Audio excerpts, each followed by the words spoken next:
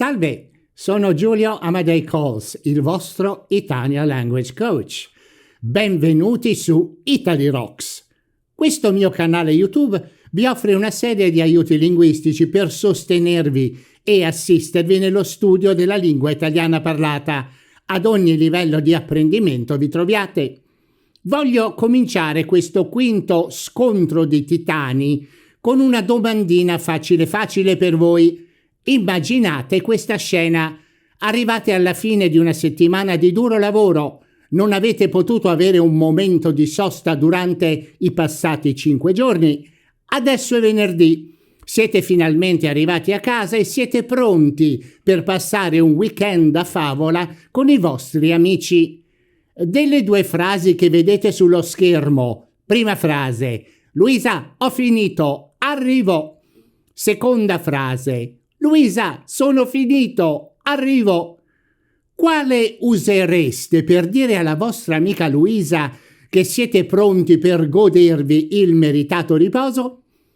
Col video di oggi voglio farvi vedere quale verbo ausiliare, avere o essere, gli italiani scelgono quando hanno bisogno di formare i cosiddetti verbi composti per esprimere le loro idee. Ah sì, restate fino alla fine del video, mi raccomando, perché in chiusura vi dirò la grandissima differenza di significato tra avere finito e essere finito. A subito dopo la sigla.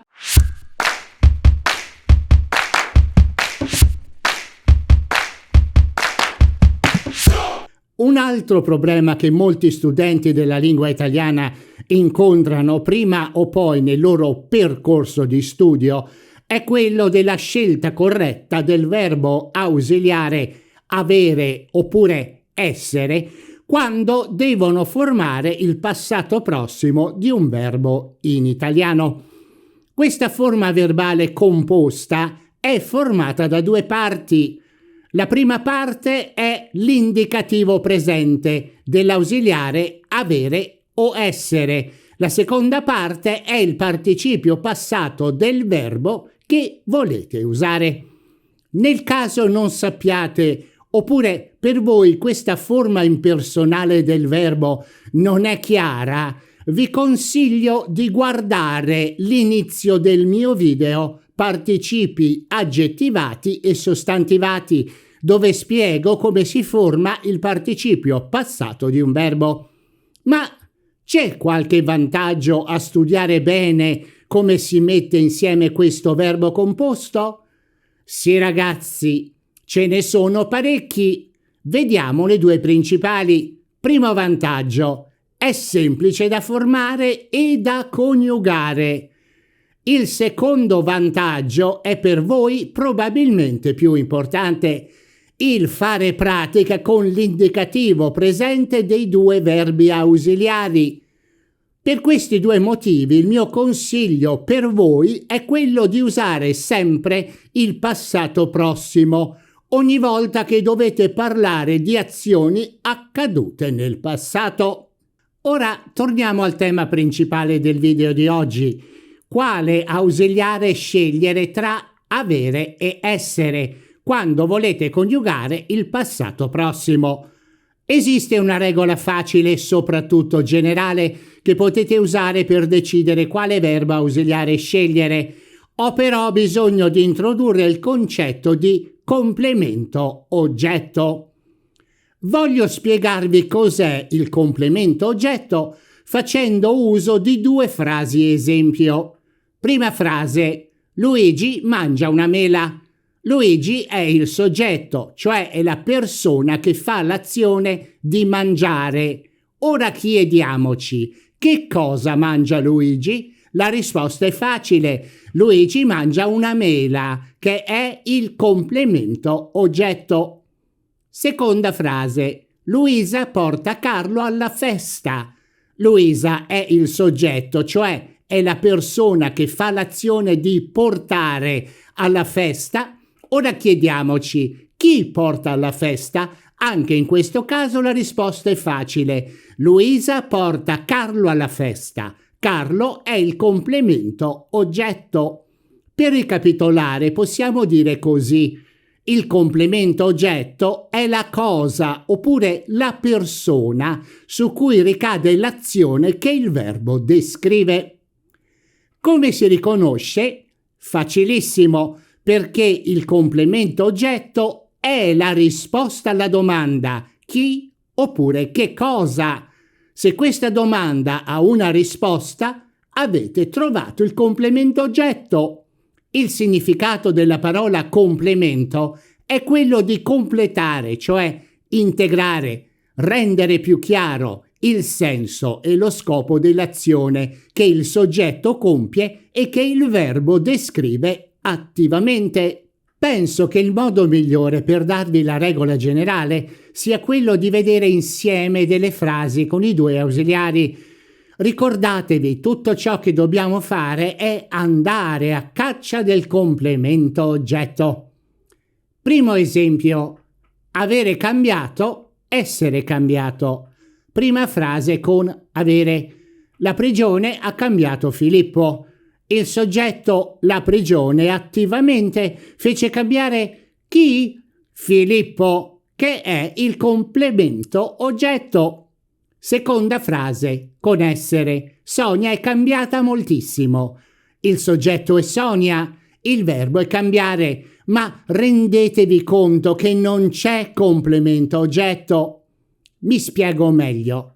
In questa frase noi non sappiamo né chi né che cosa fece cambiare Sonia. Ecco perché uso l'ausiliare essere. Secondo esempio, avere corso, essere corso. Prima frase, con avere. Luigi ha corso un rischio. Qualcosa incrociò la vita del soggetto Luigi. Che cosa? Un rischio. Eccolo qui il complemento oggetto. Uso l'ausiliare avere. In questa frase notate che il participio passato del verbo correre, corso, è usato in senso figurato. Seconda frase, con essere. Luigi è corso in ospedale. Qui non sappiamo che cosa accadde a Luigi, quindi non c'è complemento oggetto. Uso allora l'ausiliare essere. Terzo esempio, avere vinto, essere vinto. Prima frase, con avere. Gino ha vinto la maratona. Ormai sapete la routine.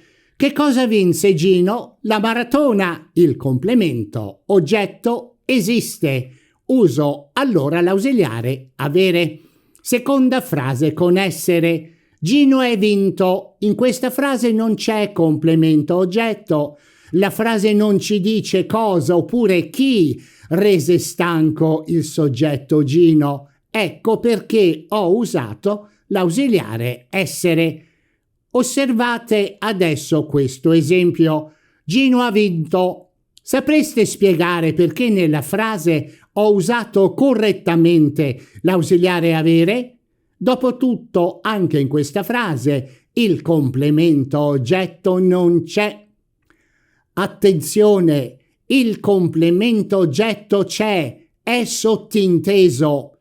Potrebbe essere Gino ha vinto la lotteria, il concorso per insegnanti, una vacanza in Brasile, il campionato di bocce, oppure la maratona, come la frase originale completa dichiarava. La regola generale che vi posso dare è la seguente. Se la frase ha il complemento oggetto, anche sottinteso, allora potete stare certi che l'ausiliare da usare è avere.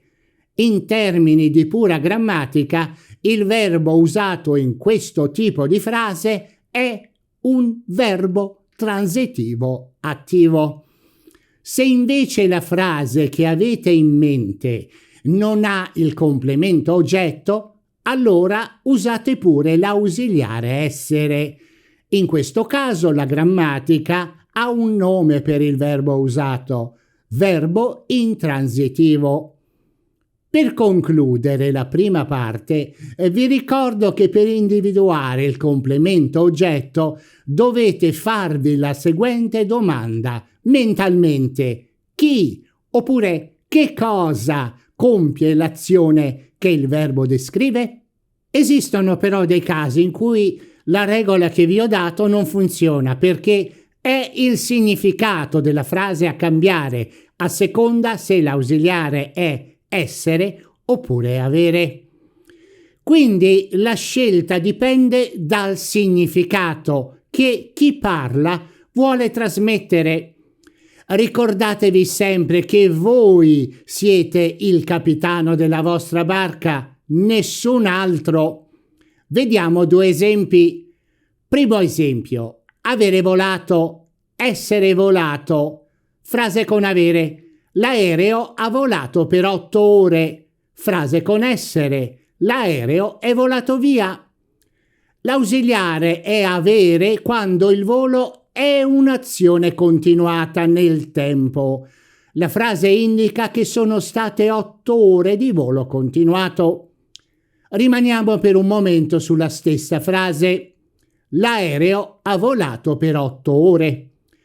Cercate di rendervi conto che in questa frase non c'è complemento oggetto, anche se l'ausiliare è avere. Infatti, per 8 ore non è un complemento oggetto, cioè non è una valida risposta alla domanda chi o che cosa? L'ausiliare essere, nella seconda frase, ci dice che l'azione è stata breve, istantanea, immediata. Voglio darvi un altro consiglio.